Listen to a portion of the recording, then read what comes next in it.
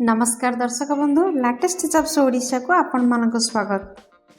आज निजुक्ति सूचना रे देखिबा भारतीय रेलवे विभाग रे निजुक्ति साउदर्न रेलवे रिक्रुटमेंट 2024 पई आपण मानक ऑनलाइन रे आवेदन करबा को हबो।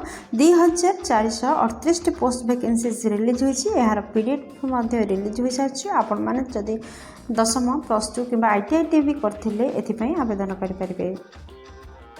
रेलवे रिक्रुटमेंट सेल नियोगरी पब्लिश करछन्ते किछि लेटेस्ट जॉब नोटिफिकेशन को आपण मानको ठारू ऑनलाइन रे आवेदन को आह्वान करछन्ते। आपण मान जदि इंटरेस्टेड अछन्ते ताहेले आपण मान यार ऑफिशियल वेबसाइट रे चेक करि पारंती।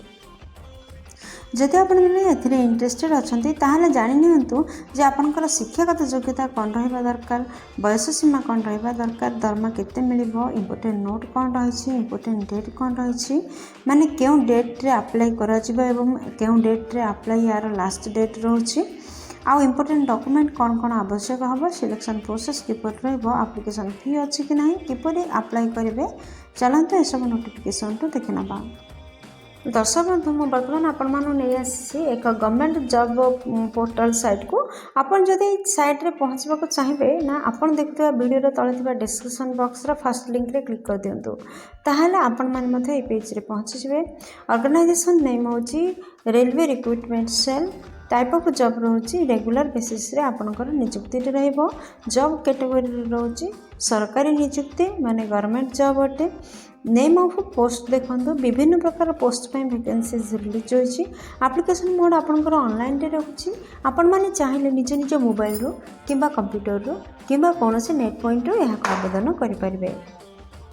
के माने यही पदवी पर अप्लाई करें देखु आम भारतर समस्त राज्य आसथिबा कैंडिडेट माने अप्लाई करें। आम ओडिशार मध्य समस्त जिले आसथिबा कैंडिडेट मध्य अप्लाई करें।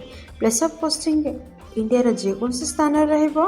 लाटेस्ट माने आपनकर लास्ट डेट होची कौन देखो अप्लाई करिवार लास्ट डेट होची 12 अगस्त 2024। जेंडर विषय जदि कहबा बुझबा ताहाले पुरुष एवं महिला प्रार्थी उभय एथिपई आवेदन करि परिबे। दर्शक बंधु ए पृष्ठ देखि नियंतु जे आपनकर शिक्षागत योग्यता कौन रहिबा दरकार। जदि आपण माने ए पदवी पई इंटरेस्टेड अछंती ताहाले आपनकर शिक्षागत योग्यता दशम किबा प्लस 2 किबा आईटीआई जे कोनसे होइथिले मध्ये आपण माने ए पदवी पई आवेदन करि परिबे। दर्शक बंधु ए पृष्ठ देखि नियंतु टोटल पोस्ट वैकेंसी डिवीजन अनुसार केउ डिवीजन पई केतिक पोस्ट वैकेंसीज रहिछि। फ्रेशर कैटेगरी पई आपण जदि सिग्नल किंबा टेलीकम्युनिकेशन वर्कशॉप पदवी पई आवेदन करछन ताहाले 18 पोस्ट वैकेंसीज रहउछि। जदि कैरेज एंड वर्कर पई आवेदन करछन ताहाले 47 पोस्ट रहउछि। रेलवे हॉस्पिटल किंबा पेराम्बुर लैबोरेटरी टेक्नीशियन पई 20 पोस्ट वैकेंसीज रहिछि। दर्शक बंधु जदि आपण माने आईटीआई कैटेगरी रो ताहाले सिग्नल एंड टेलीकम्युनिकेशन वर्कशॉप पई आपनकर 52 पोस्ट वैकेंसीज रिलीज होछि। थिरुवनंतपुर डिवीजन पई 145 पोस्ट वैकेंसीज रिलीज होछि। पालक्काड डिवीजन पई 285 पोस्ट वैकेंसीज रहउछि। दर्शक बंधु आपण जदि सालम डिवीजन पई आवेदन करछन्ते ताहाले 222 पोस्ट वैकेंसीज रिलीज होछि। Carriage and wagon worker Perambur पाई 350 post vacancies.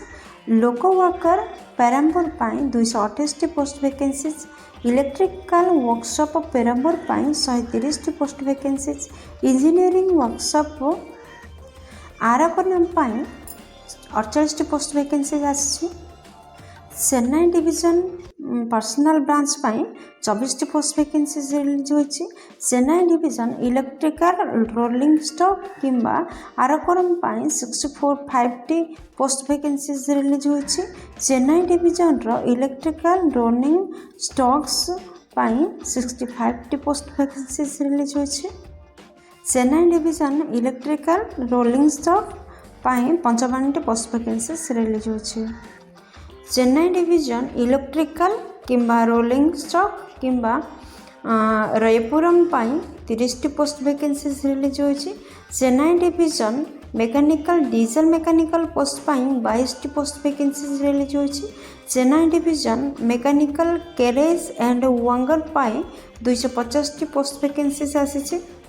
Chennai division railway hospital पाई 3टी पोस्ट वैकेंसीज रही।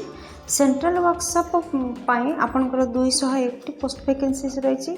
तिरुचिली डिवीजन पाई आपनकर 94टी पोस्ट वैकेंसीज आसी। मदुराई डिवीजन पाई 84टी पोस्ट। दर्शक बंधु यहीपरि भाव 2438 पोस्ट वैकेंसी सर्वमोट रिलीज होती। जदि आम बयस सीमा विषय कहवा ताहले आपनकर मिनिमम बयस 15 वर्ष एवं मैक्सिमम बयस 22 वर्ष रहा आवश्यक। यह व्यतीत गवर्नमेंट रूल अनुसार एज रिलैक्सेशन रही। ओबीसी स्टूडेंट मानक 3 वर्षर एज रिलैक्सेशन रोचे।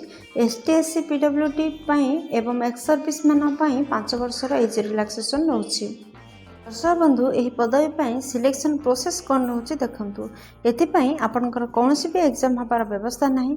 मेरिट बेसिक्स रे आपण मानकर सिलेक्शन रहिबो। तापर आपनकर डॉक्यूमेंट वेरिफिकेशन रहिबो। दर्शक बंधु एथिपाई एप्लिकेशन फी कौन रोचे देखु। जनरल कैंडिडेट पाई 100 टंका, ईडब्ल्यूएस पाई मध्य 100 टंका, ओबीसी कैंडिडेट पाई मध्य 100 टंका एप्लिकेशन फी रोचे। आउ समस्त कैंडिडेट पाई एप्लिकेशन फी नील रोचे। आपण एसटी एससी जदि होतांती ताहले पीडब्ल्यूडी किंबा फीमेल होइथिले मध्य नो फी रही। दर्शक बंधु जदि आपण माने रेलवे रिक्रुटमेंट आवेदन करने को इंटरेस्टेड अच्छा ताहले आपण माने जानछंती यह ऑनलाइन रे आवेदन करेंगे। से इंपोर्टेंट डॉक्यूमेंट गुरिक देखु। फर्स्ट आपंकर एचएससी सर्टिफिकेट एंड मार्कशीट आवश्यकता रही। तापर आपंकर +2 आईटीआई किंबा कंप्यूटर सर्टिफिकेट मार्कशीट आवश्यकता रही। थर्ड रे सिग्नेचर दरकार हम। फोर्थ रे कैस्ट सर्टिफिकेट आवश्यकता रही। दर्शक बंधु आपण माने साधारण केस्ट व्यतीत अन्य जदि कौन केस्ट रु आसीथिबे ताहले जाति प्रमाणपत्र निहाती आवश्यक। फिफ्थ रे रही आधार कार्ड आवश्यकता रही। सिक्स्थ रे रेसिडेंटल सर्टिफिकेट दरकार हम। आपनकर सेवेंथ रे सेल्फ अटेस्टेड पासपोर्ट साइज रो फोटोग्राफ आवश्यक हम। दर्शक बंधु ये 7टी डॉक्यूमेंट को रेडी करंतु एवं ऑनलाइन रे आवेदन करंतु। ए प्रश्न देखि नियंतु जे रेलवे रिक्रुटमेंट 2024 रो इंपोर्टेंट डेट कौन रही। दर्शक बंधु यार अप्लाई स्टार्ट हो सारा 22 जुलाई रु। चलित मास 22 तारिख रु अप्लाई स्टार्ट हो सारी। आपण मानकर लास्ट डेट रोची 12 अगस्त 2024। आपण माने अगस्त 12 पर्यंत अप्लाई करि परिबे। साउदर्न रेलवे रिक्रुटमेंट 2024 रो इंपोर्टेंट नोट कौन रही देखु। दर्शक बंधु आपण मैंने जब यही पदवी इंटरेस्टेड अच्छा जो आपंकर दरखास्त को फिलअप कर केयरफुली फिलअप करेंगे। जेपरी किसी भी ब्लैंक न छाड़ती कि फल्स डॉक्यूमेंट न दियंती एवं निर्धारित समय पूर्व अथॉरिटी पाखरे आपंकर दरखास्त जेपरी पहुँचाइबार सुव्यवस्था करती। नचेत आपंकर दरखास्त को रिजेक्ट कर दिया अथॉरिटी द्वारा। साउदर्न रेलवे रिक्रुटमेंट 2024 रो आपण माने यहाँ किपरि अप्लाई करेंगे देखो। फास्ट आपण माने जदि इंटरेस्टेड अच्छा ताहले आपण को डिवाइस रे गूगल को जातु एवं वेबसाइट रे सर्च बार रे यार वेब एड्रेस को सर्च करंतु एवं नोटिफिकेशन रे पहुँचतु। दर्शक बंधु मु आपन को कहि रखिबी आपण देखुवा वीडियो तले थिबा डिस्क्रिप्शन बॉक्स रे एही जॉब रिलेटेड समस्त लिंक उपलब्ध रही। आपण सेठार मध्य अप्लाई करि परिबे आउ आपण पीडीएफ रे मध्य पहुँची परिबे। दर्शक बंधु आपण मैंने जॉब को अप्लाई करिया पूर्व नोटिफिकेशन को भल भाव में पढ़ु तापर अप्लाई करूँ। थर्ड रे जो सब डिटेल्स मगा जाए अथॉरिटी द्वारा ताको एंट्री करूँ। फोर्थ रे जेतेबेले रजिस्टरिंग करूछंती ताहले कैंडिडेट कौन कौन डॉक्यूमेंट देछन तार गोटे नोट करूँ। अपलोड करूँ रिसेंट पासपोर्ट साइज रो फोटो एवं सिग्नेचर को। सिक्स्थ रे अथॉरिटी द्वारा जहाँ सब डिक्लेरेशन दि जाए डिक्लेरेशन को भल भाव में पढ़ु एवं से एग्री हूँ। 7th 8th 9 नंबर रे पे मेटर रे कह जाए।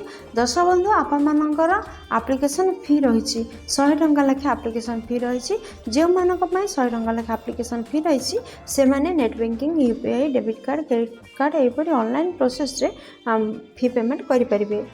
दर्शक बंधु सबमिट बटन रे क्लिक करिया पूर्व आपन को अनुरोध करी जे आपन जो दरखास्त फिलअप कर तार टिके चेक करनियंतु देन सबमिट बटन रे क्लिक करंतु।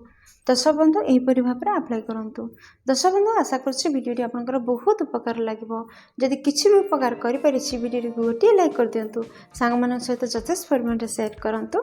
जदि चैनल नुआ अच्छा चैनल को सब्सक्राइब कर बेल बटन प्रेस कर ऑल रे सेट करूँ जहाद्वारा प्रतिदिन प्रकाश पाउथवा नुआ नुआ सरकारी नियुक्ति विषय में आपण प्रथम नोटिफिकेशन पाइपर। ତ ବନ୍ଧୁ ଭିଡ଼ିଓଟିକୁ ଏପର୍ଯ୍ୟନ୍ତ ଦେଖିଥିବାରୁ ଆପଣଙ୍କୁ ଅଶେଷ ଧନ୍ୟବାଦ। ପୁଣି ଦେଖାବ ଲାଟେଷ୍ଟ ଜବ୍ସ ଓଡ଼ିଶାର ନୂଆ ଏକ ଫ୍ରେଶ୍ ଅଧ୍ୟାୟରେ ନୂଆ ଏକ ନିଯୁକ୍ତି ସୂଚନା ସହିତ। ସେହି ପର୍ଯ୍ୟନ୍ତ ଜୟ ଜଗନ୍ନାଥ।